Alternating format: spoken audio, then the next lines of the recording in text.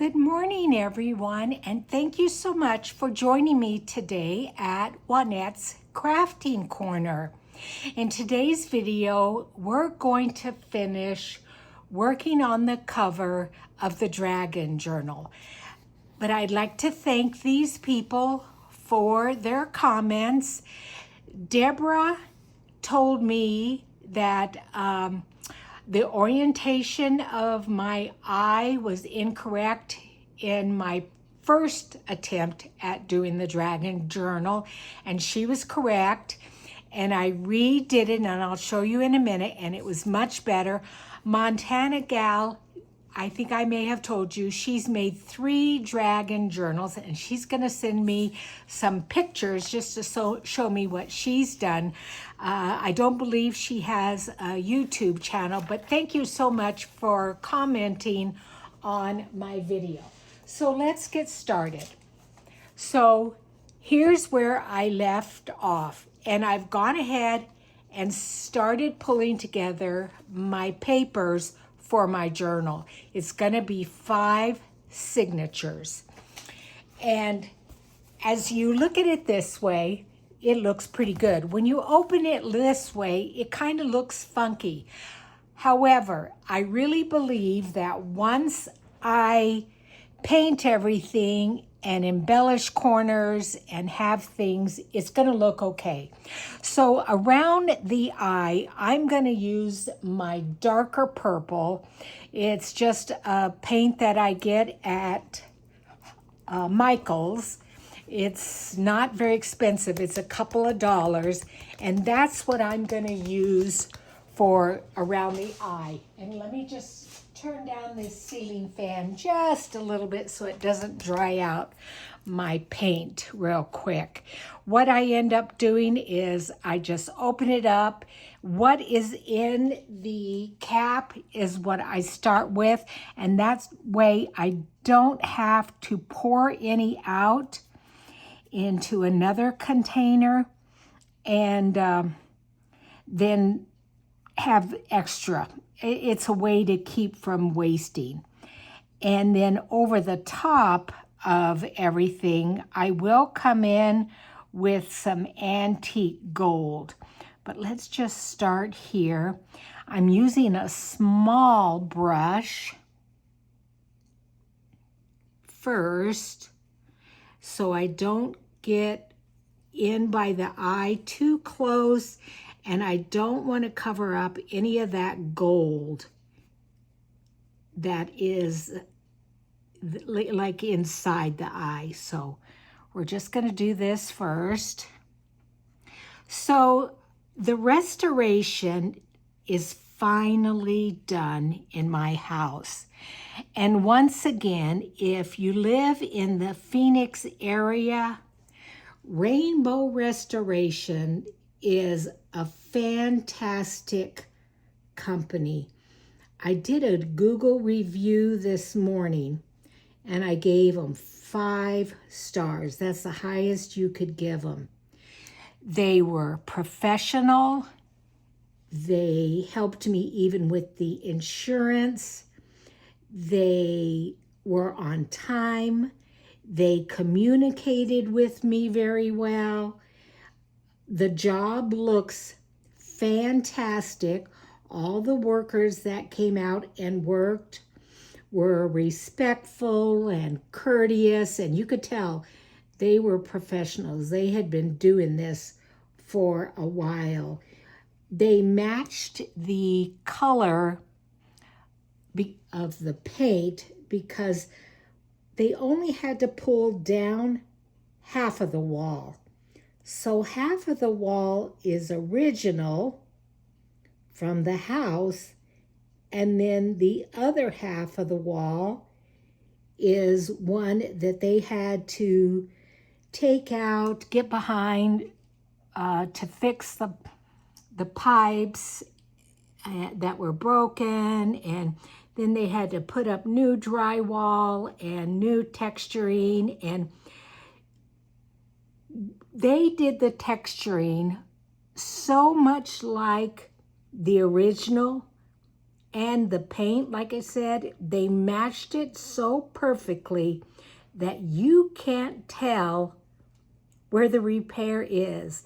And that is a sign of somebody who is truly professional. So anyway, and it was very stressful for me. Not that they were stressing me out. They didn't stress me out at all. You know who was stressing me out? Fiona, my sweet little Fiona, because she's a soft-coated Wheaten Terrier.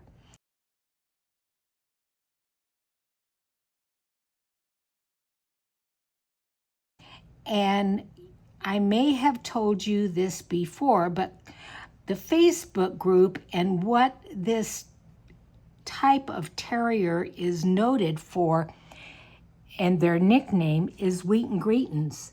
And that is because they are one of the friendliest breeds of dogs. She wants to be around everyone. She was wanting to jump all over these guys. So I have a gate that if I'm out of town and my son isn't home, we put her behind a gate because she still is a puppy and she can get a little mischievous and chew on things that she's not supposed to chew on. And but the stressful thing was she was whining so much because she wanted to be by the workers. Well, she's jumping on them so much that they can't get their work done. So I had to put her behind the gate, which made her whine. And then I would have to jump up and, you know, try to tell her to stop whining. And I love her dearly, but I'm telling you, I was on my last nerve last night when my son when he picked my son up from work.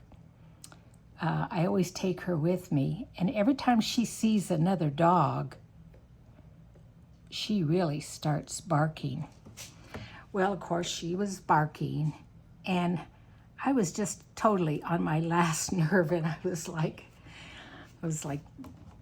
fussing at her. Fiona, would you just stop it? You're on my last nerve, and I can't take it any longer. My son was laughing. He was so funny. But anyway, like I said, the guys did a fantastic job. When they left yesterday after the job,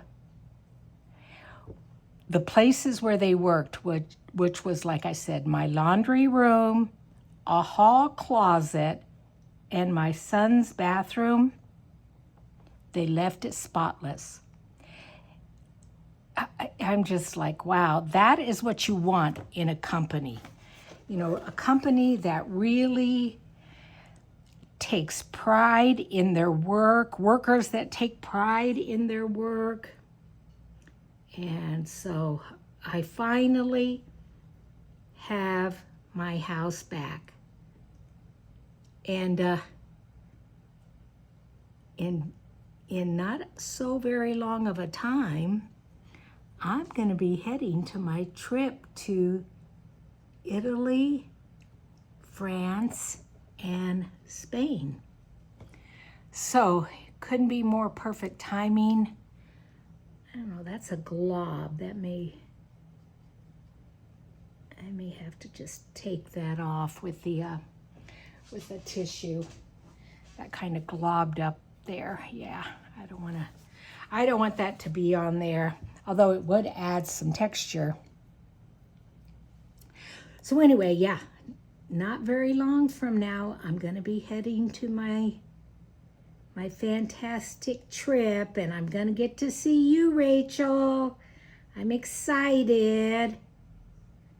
We're going to go shopping together, antique shopping and junk journal shopping, book shopping, fabric shopping, you name it. We're going to do it. And one night we're definitely going out to dinner to a restaurant that the first time that I had met her, we were with a group, and it's in her little village, and the owner had made, it was a family style dinner, and he brought out a platter of pasta with black truffles thinly sliced over the top. Now, you don't see a lot of black truffles here in the United States. They are a mushroom. They are a very expensive and gourmet mushroom. They are just delicious to the taste. And unless you are a foodie like me, I'm not so sure the rest of the people in the group, other than of course Rachel knows, because she lives in Italy. I don't think they realized what a treat they were getting with the amount of truffles that was shaved over the top of that pasta dish. But I immediately noticed it. So in my communication back and forth to Rachel, I said, can we go back to that restaurant where the chef did the black truffles? I want to have that dish again. And so I think she's made reservations for us to go, her and Steffi.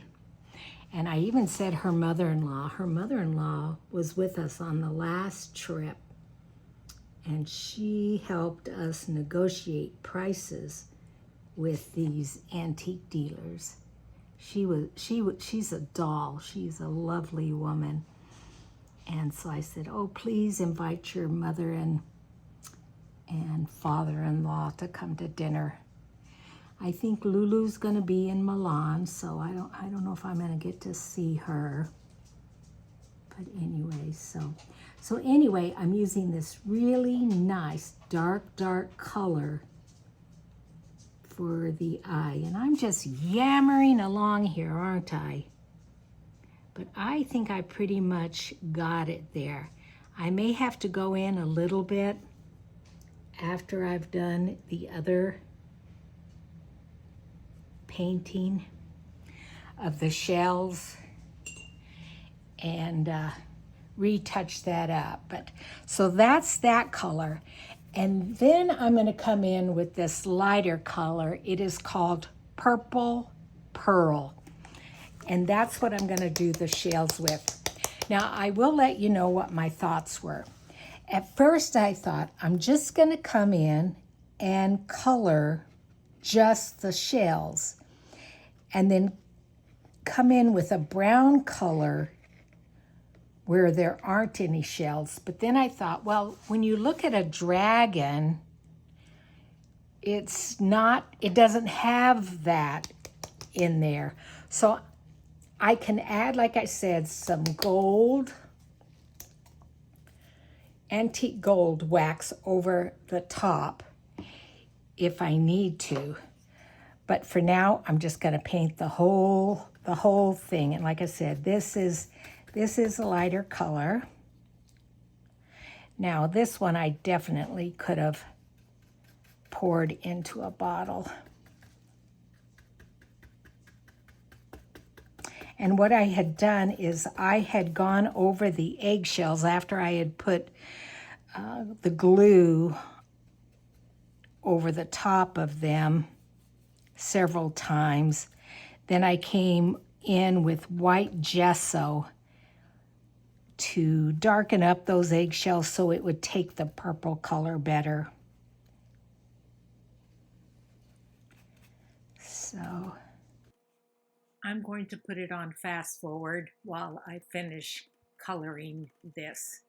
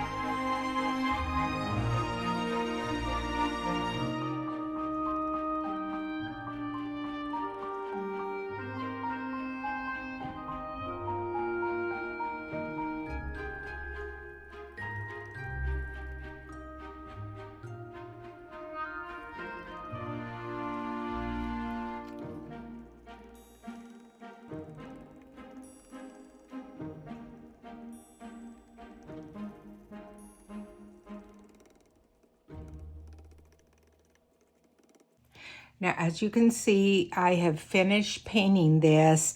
I did bring a little bit of the paint out to the brown areas, but I'm gonna set this aside and let this dry. I'm not done with it. So now we're gonna work on the spine, and I have decided to use this beautiful dragon fabric that I bought in Singapore. And I did have it for sale for some time in my shop. It's all sold out. So I only have this small piece left for myself. And so you're not going to see much of it, but still I like the color scheme and how it goes with the journal itself. So what I do is I'm going to turn it over. I have made my template for the spine itself. It measures just short of the inside of the journal. So you want to make sure that you, like, even though the spine is 2 inches, I came in a little bit because you want to be able to close your pages and not have this hidden spine. Like I said, I like doing a hidden spine, and it also is going to help strengthen the spine. Remember, I'm adding additional cereal box covered pages here, and it will add strength to the spine. So what I do is I go ahead and I use grid paper that I got from Amazon. I'm going to have 5 signatures, and I've marked off where I need to poke my holes. And you want to make sure you don't use any kind of liquid glue to attach this to your fabric, because otherwise it's going to seep through. So there's a couple of things you can do. One of them is to add double-sided tape, not where you're going to poke your holes, because you don't want glue seeping through there. So I could do double-sided tape there. The other thing you can do, which I found worked quite well, is just a glue stick to hold it in place. And again, I want to be able to see where I need to poke my holes, so I'm turning it over. I have marked where I need to put the glue, and I'm going to just go in between those sections with this glue stick.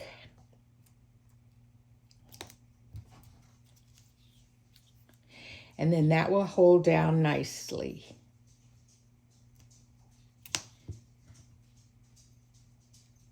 Because remember, I'm actually going to be gluing this to the spine.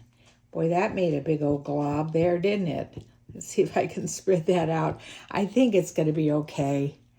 And so now that I've added the glue stick there, I'm going to turn it over and place it where I want it on my fabric. And like I said, you're not going to see much of this because that's where our pages are going to be sewn into.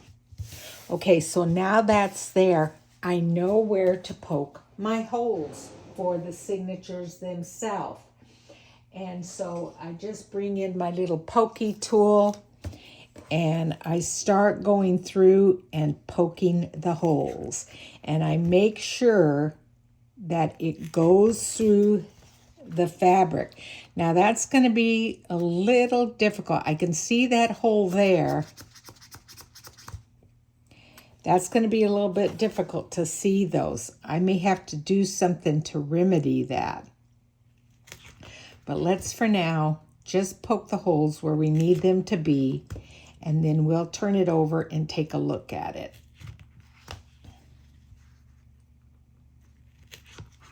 I like using a grid paper because then you make sure your lines are straight.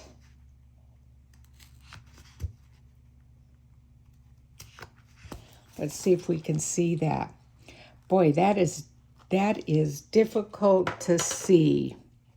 I can see a little bit. I'm wondering if I should use my crocodile. The only thing about your crocodile is sometimes it really makes a big hole, and I don't want a big hole.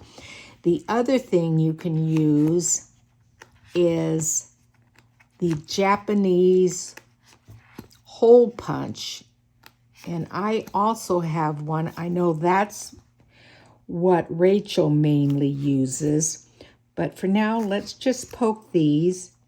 I'm going to finish doing it, and then I'm going to look at my Japanese hole punch, and I'll be back. Okay, I've done a little bit of a test. I love this Big Bite. It does give you 2 different sizes for punching a hole. And so the smallest size is this one on the Big Bite crocodile. And I punched a hole. But then I did use my Japanese hole punch, and it is a smaller hole. And I don't like real big holes when I am sewing in signatures and making the holes for the signatures. So I'm going to use this one, even though it's a little bit of a pain to just keep constantly punching. So I'm just going to have to bite the bullet and do it, because it just was too small before. Let me take off my glasses so I can actually see what I'm doing here. Now, it doesn't look like it's going through the thread or the fabric.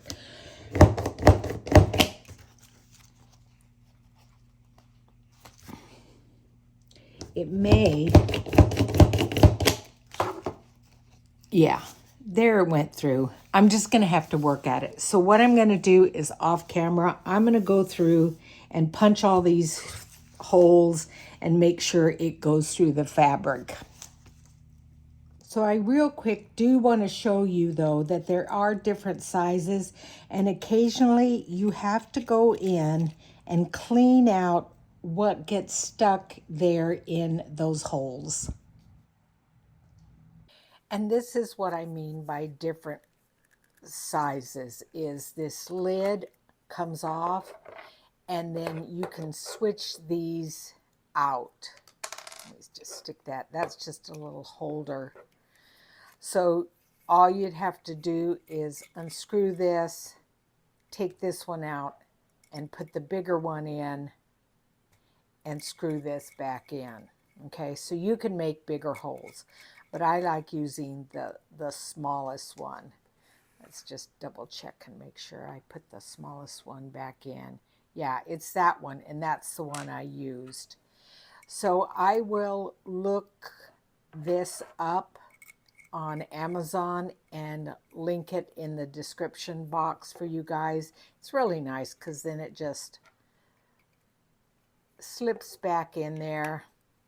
And I do use it sometimes for creating holes when it's difficult because the fabric is so dark for you to be able to see where your holes are at. So what I've done is I've gone ahead and sewn in 4 of the signatures, but because some of the pages are different sizes, and what I'm talking about is this paper bag is larger, and then Jaff's Castle kit is even smaller. So I'm staggering the pages just to make it more interesting. Now, this is the smallest page, okay? This was from the Castles and Monuments kit. What I did is I bring in my template of where my holes are. And this page here, if I lay it right there where my holes are, it's only going to split the first and last hole. I don't want to do that. So I'm going to bring this one down. That's where I want that one. So then my next one that I'm going to have, and I'm going to just pull these off to the side, is a book page. It's a German book page, and I want it to be a little bit bigger. This is my, did I want that as my center? Let's have this as my center. And all you have to do to center that like that is just refold it. So I'm going to have that one there. And here is the dimensions, the length of the journal spine. So I know if I lay that one in there, it's going to be okay. Then I'm going to take my book page, bring it in, and hold it up. And if I hold it right there, and I hope you can see, it's a little bit difficult. I suppose if I take this little box and maybe put that up, that you'll be able to see a little bit better those holes. But what I'm talking about is I'm lining up my holes here. So again, my first page, I want to be about there. And this is my center page. Let me bring it down so you guys can actually see. Then my next page, I'm going to bring in. It does get easier. So I'm holding that there. It's going to be about there. If I have that page, the first page there, it's going to be okay. And then this page is going to catch all of the holes. So that one is good there. And then I just kind of hold it tight so that it doesn't slip. Then I bring in my next page. Is her medieval myths, manuscripts, and maidens printable journal kit. And it's pretty much the full length of what the journal is. So I can just center that one and it gets all the holes. This is another one of the smaller ones. So I'm going to bring this one up more toward the top. And I'm going to set it about there. It will only catch these 4 holes, but that's going to be okay. So I'm going to just have it about like that. I need to make sure that I don't go too tall either way. So that will be okay there. This is another one that is from the new kit. So I could just kind of center this and it will be just fine. It will catch all 5 of those holes. And sometimes I just tap it there. Okay. Now this is probably the biggest page. I'm going to center it among everything. Hold it there, and that's going to be just fine. That's going to be just fine, just like that. It catches everything. And then this one, again, is pretty much from the whole kit. I'm going to center it right here.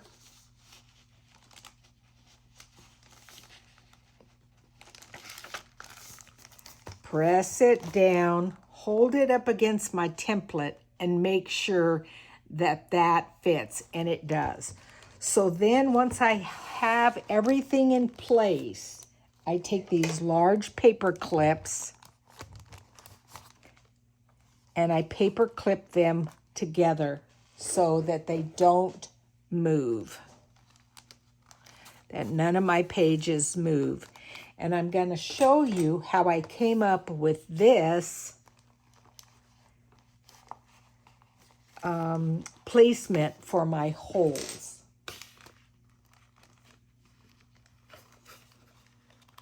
Okay, so those aren't going to move.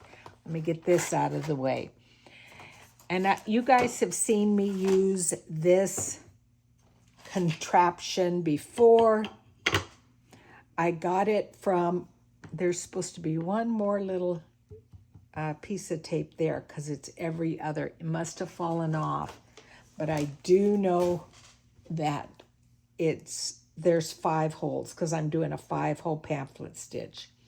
And I know it's every other one, so I'm just going to lay that one there. That helps me remember where to poke my holes. Okay, so you guys, like I said, you've seen me do this before. What I did is when I had my grid for my spine, I laid it here and I marked where each of these holes are, and then I marked it on my grid, and that's how I knew that this spine would fit these holes when I go to punch them. So now that I've secured these, then I know if I lay this in here and butt it all the way to the top of this hole puncher, then lay in this piece here, which really holds everything together. And then I bring in my awl, which is here, and I poke holes where the purple tape is. Then I know every hole that I poke here in this signature is going to line up nicely with my spine. So I've gone ahead and threaded some wax thread, and you guys have seen me do this before. I come in through the middle, and then I go through the hole here, and I bring it to where I just kind of have somewhat of a tail. Then I go down, I bring it through the back, I go down, and I come up through that next hole that I punched. And that gives me perfect alignment every single time. And now I'm going to go back down here. Now remember, this is my shortest piece that I have, but because I brought it down enough on the signature, that hole catches it. So then I bring that up, bring it out, then I go back through this hole. Now this is where it kind of gets a little tricky. I grab a hold of this thread. I know some people, I actually could loop it around there. That would be an excellent idea. So then you're going to go back through this hole, but you're going to try not to catch this wax thread. Now this is loose right now, but it's no big deal because it's this piece. And after I've sewn a little bit, I can tighten that up. So I'm going to go through this hole. I kind of look where it is. I go off to the side just a tiny bit so that I don't catch. There we go. I don't catch the edge of that thread. So I pull it through, and then if I come in and I pull on both of them, then these two are tight, okay? Then I'm going to come up to the top, and remember, this is my shorter page, and it is catching 4 of the pages, so we're good with that.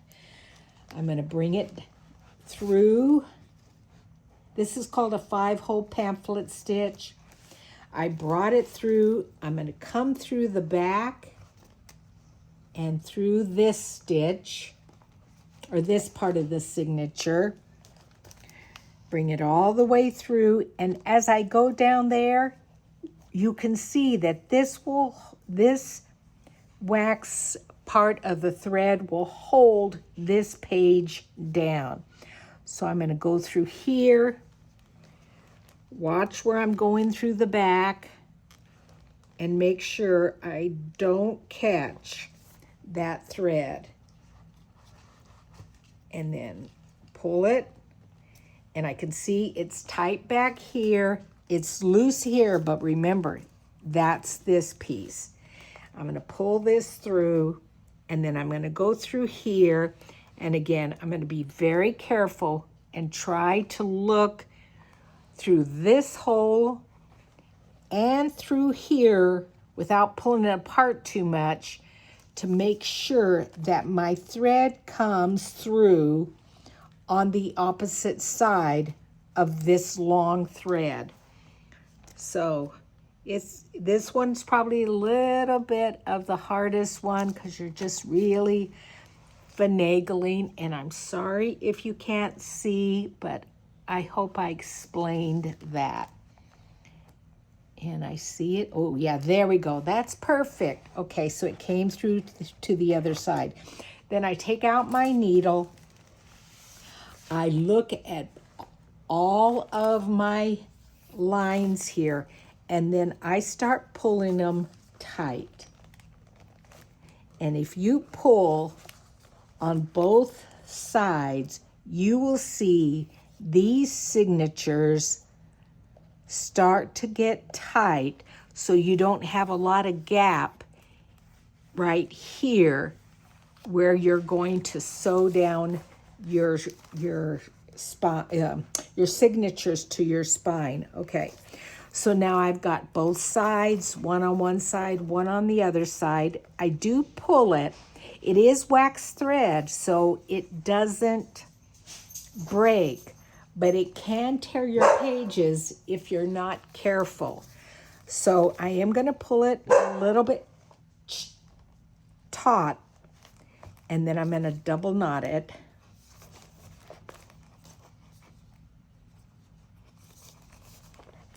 Pull off my paper clips. Trim these down just a little bit. I'll probably put some kind of a dangle on them, but that is how I did a 5-hole pamphlet stitch. And then now I can come in here with my book, and you can see my front and back. I want to pull this out of the way because it's maybe a little bit too long. I'm going to trim it up just ever so slightly so it doesn't get in the way. Okay, so then if I pull in my book, and what I had done is I had put some double-sided tape at the top here and double-sided tape here. This fabric is really fraying a lot. So when I lay it here in the middle of where my spine is, it's going to be nice and clean. And what I will do is, because these are going to lay over the top, I will put some glue here because this will cover it. It won't matter. So let me glue these down first. So what I'm going to do is take the book itself and open it up. to about the center and then lay it down there. And then you could angle it. I could do that. Let's just bring in a pair of scissors. Like I said, this fabric is really, really fraying. It's crazy.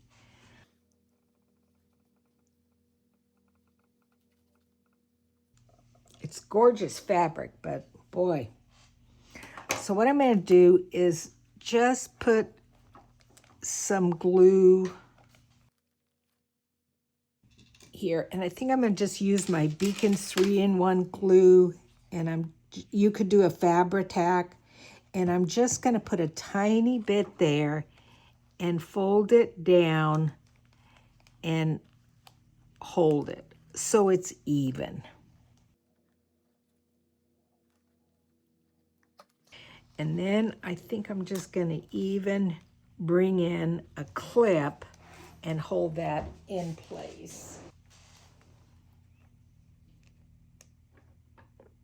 So I'm going to do that on the other 3 sides. My next step is to glue my hidden spine to my spine I created with the cereal box. And I think it's going to be okay. I think it is. Like I said, I probably won't use a cereal box ever again, but I think this time it's going to be okay because I'm doing double layers. Now you want to make sure that the orientation of your book is correct, and I have already done that just to make sure that I don't glue these upside down.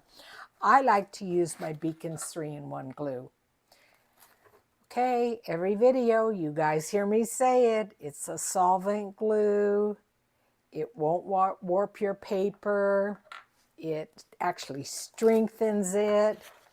So what I'm going to do is I add glue in between where my signatures are sewn. I don't add glue where the holes are at because I don't want it to seep through to the other side to the fabric. So I just go in between. I will put a little bit here because again, you're not going to be able to see that. And I just make sure I've got plenty in between, and I think I do. And then what I do is I stand up and I hold and I'm going to turn this like that so I can see both the top and the bottom. And I lay it down. And again, because I am using Beacon's 3-in-1 glue, if I need to move this, I can, because it gives you some wiggle room. But I think it's pretty good. I've got plenty of room up here at the top. You can see. And I've got plenty of room down there at the bottom. So let me just put the lid back on here. And then I'm going to show you what I do next. So then I hold it in place. Now we don't have glue here because I don't want it to seep through. But what I do is I do separate where my signatures are. And then I take a bone folder and I run it through each signature, in between each one, because you've got a little bit of room, and I want to make sure that that glue catches.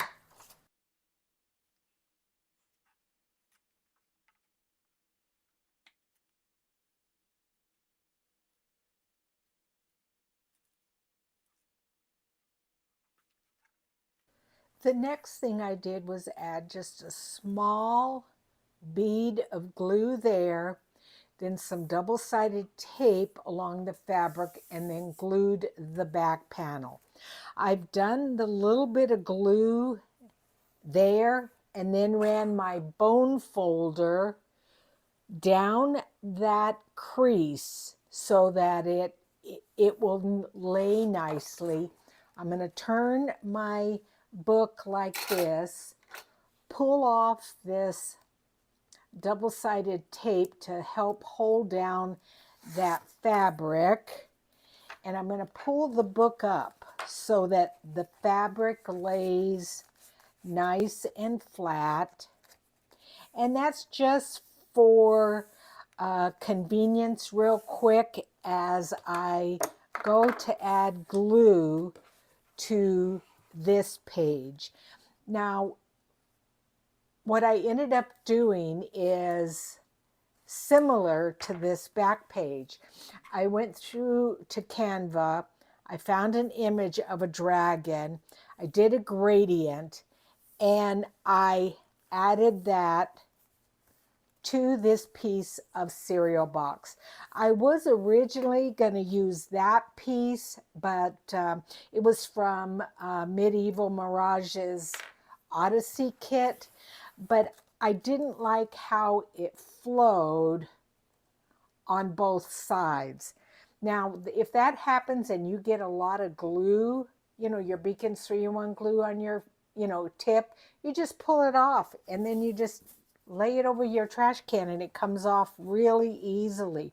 So now I add glue to the back of this. I am careful to make sure that I go to the edge, but not too far to the edge.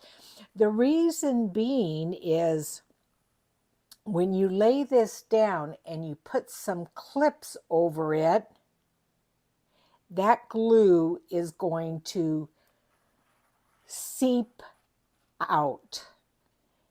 And I don't want it to seep out so far that it gets all over my book. But I think we're pretty good there. I need to maybe come in a tiny bit there. Yeah. And I think we're good to go. So then I'm just going to turn this over. I'm going to lay it here on the edge. And I want it to come quite far to the edge here because I'm going to add some book corners. So let me put the lid on here. I'm going to press this down, especially in the center here where I can't really put clips. And then as you move your hands like this, it's going to spread this glue. Now, see how that almost moved too far? But that's perfect just like that. So I'm going to start adding some clips here. And I'm just going to go down the whole edge of the book so that it doesn't move on me while this glue is drying. I'm going to come in a little bit on that one. We'll take another big one here.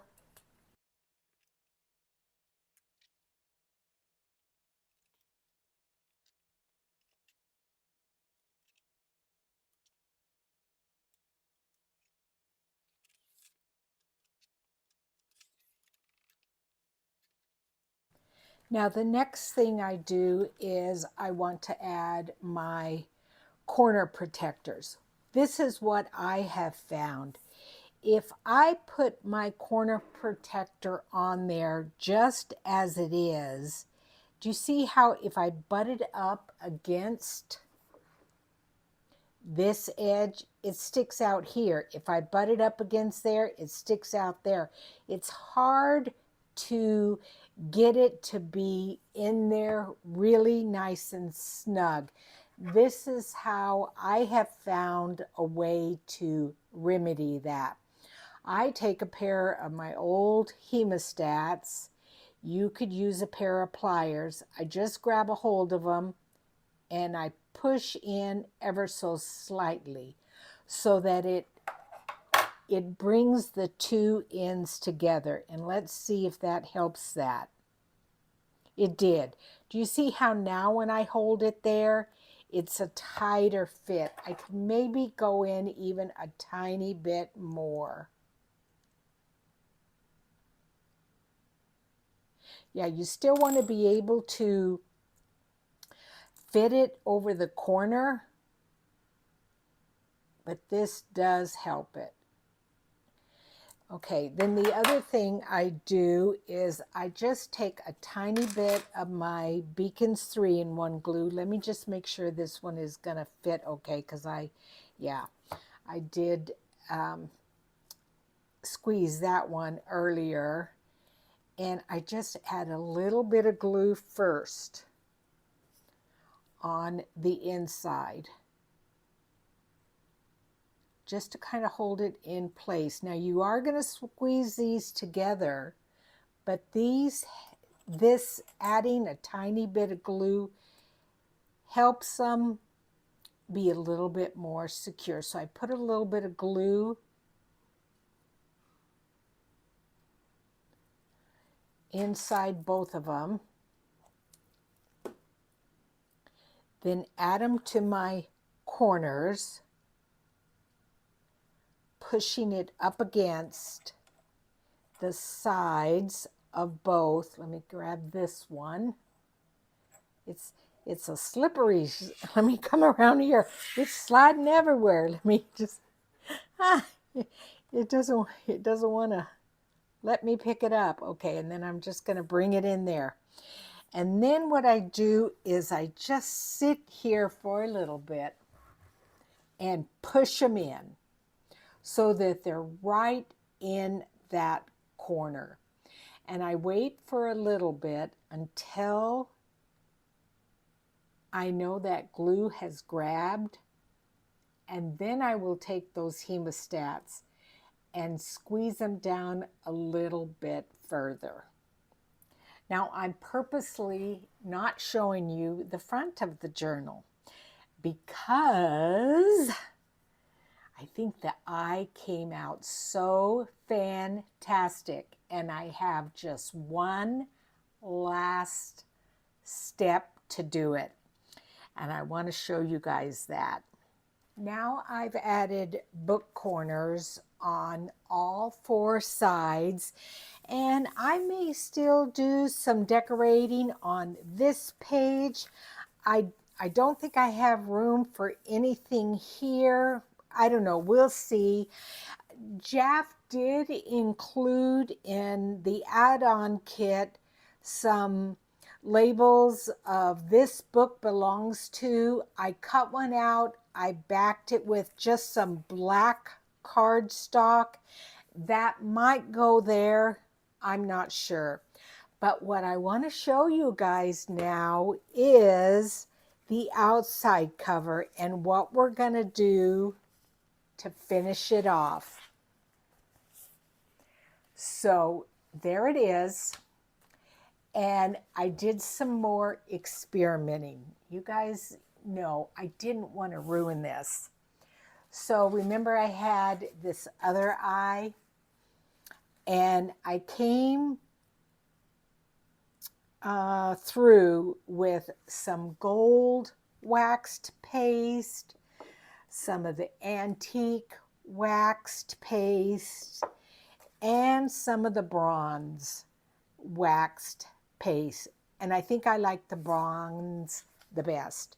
So we are going to take some of this and just go over this just to tone down the purple a little bit and bring in another dimension so that you really can tell that these are scales.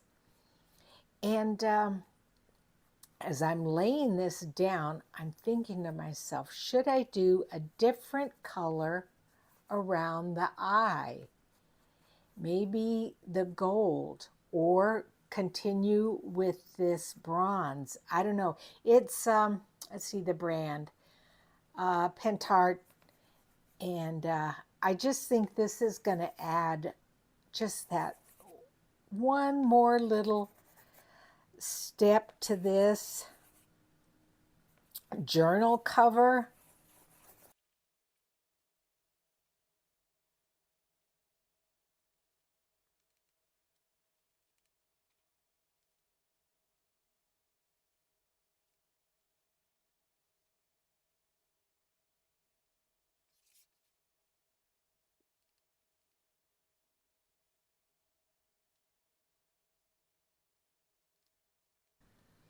You know what I've decided?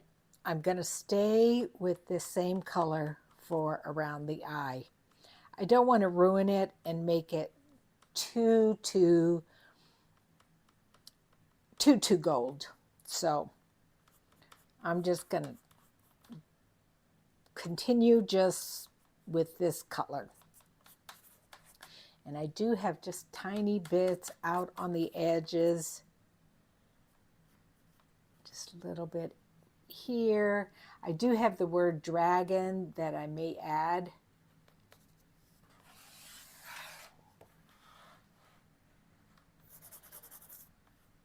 To the top up here, but I'm pretty pleased, you guys. I think this has come out quite nice. Yep. I think it looks pretty good, guys.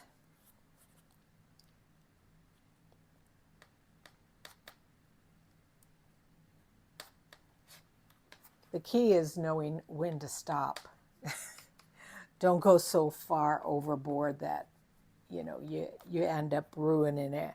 I don't like that I have way too much there. Let me see if I can buff some of that out.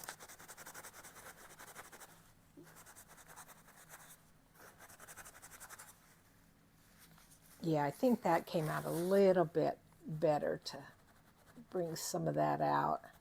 It was a little bit heavy-handed right there, but I think that looks better. Okay. Tiny bit there.